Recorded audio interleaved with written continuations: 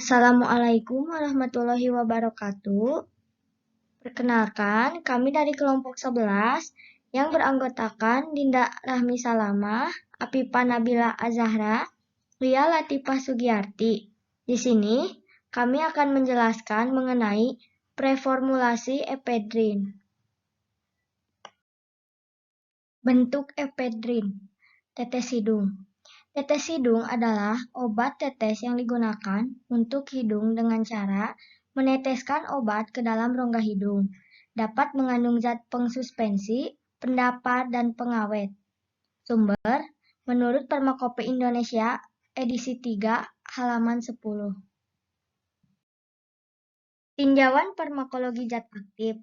Indikasi kongestin nasal. Peringatan, hindari pemakaian berlebihan atau berkepanjangan. Hati-hati pada bayi berusia di bawah 3 bulan karena bukti kemanfaatan belum tersedia bila timbul iritasi. Jalan nasal dapat menyempit. Mekanisme kerja mengurangi pembengkakan pembuluh darah di dalam hidung sehingga saluran napas menjadi terbuka dan napas menjadi lega. Dosis, beri 1-2 tetes ke dalam tiap lubang hidung sampai 3-4 kali per hari. Bila dibutuhkan, catatan. Dianjurkan bila kekuatan tidak disebutkan, harus diberikan tetes 0,5%. Efek samping, iritasi setempat, mual, sakit kepala, setelah penggunaan berlebihan terjadi toleransi. Efek menghilang, kongesti berulang, juga dilaporkan efek pada kardiovaskuler. Kontraindikasi, penyakit peningkatan tekanan pada bola mata atau glaukoma, masalah kelenjar adrenal, tekanan darah tinggi atau hipertensi, stroke, masalah pembuluh darah, kelenjar tiroid yang terlalu aktif atau asma parah. Formula umum. Sumber Fornas edisi kedua halaman 118. Tiap 10 mili mengandung efedrin hidrokloridum 100 mg, natrikloridum 50 mg, chlorabutanolom 50 mg, propilen glikolum 500 mikroliter, dan aquades hingga 10 mili. Analisa preformulasi zat aktif dan eksipien. A. Efedrin hidrokloridum. Sumbernya Farmakope Indonesia edisi ketiga halaman 236. Rumus dan bobot molekul C10H15NO HCl. Bobot molekulnya 201,70. Pemberian hablur putih atau serbuk putih halus, tidak berbau, rasa pahit. Titik lebur 217 derajat sampai 220 derajat. Kelarutan, larut dalam lebih kurang 4 bagian air, dalam lebih kurang 14 bagian etanol, atau 95%. Praktis, tidak larut dalam eter P. Stabilitas, pH kelarutan 1 gram dalam 20 mili air, memperoleh pH 4,5 sampai 6,5. Penyimpanan dalam wadah tertutup baik, terlindung dari cahaya. Khasiatnya simptomimetikum. B. Natrikloridum. Sumbernya Farmakope Indonesia edisi ketiga halaman 403. Rumus dan bobot molekulnya NaCl. Bobot molekul 58 dan 44. Pemberian hablur heksahedral tidak berwarna atau serbuk, hablur putih tidak berbau, rasa asin.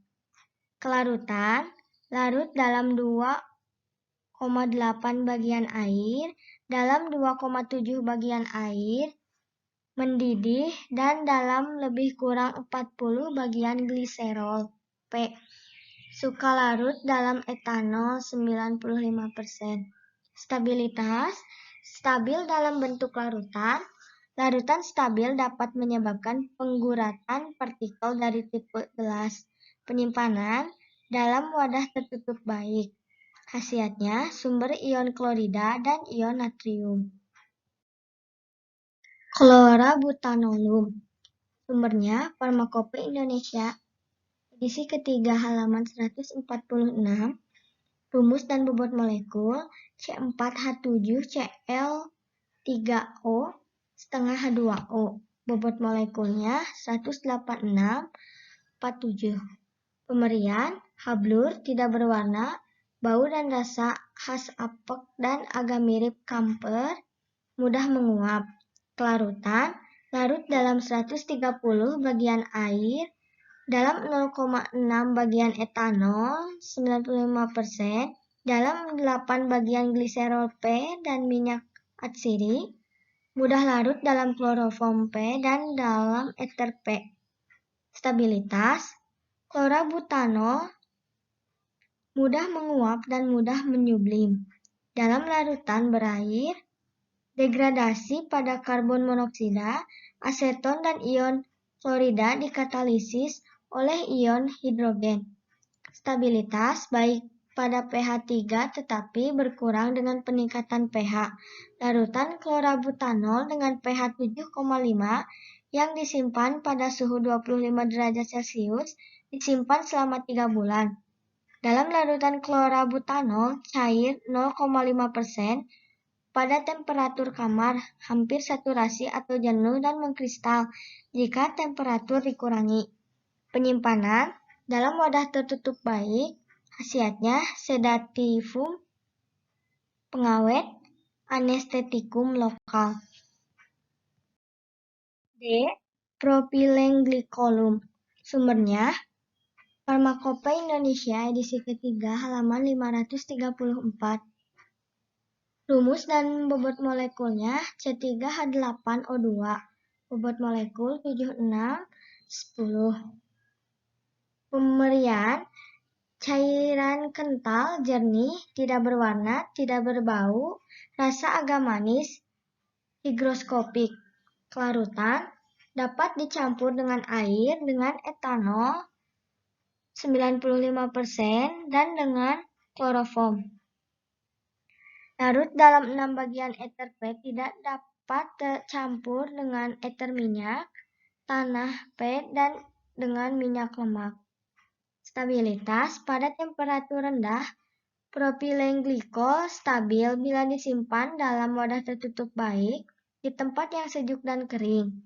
Tetapi pada temperatur yang tinggi di tempat terbuka cenderung mengoksidasi, sehingga menimbulkan produk seperti propionaldehid, asam laktat, asam piruvat, dan asam asetat.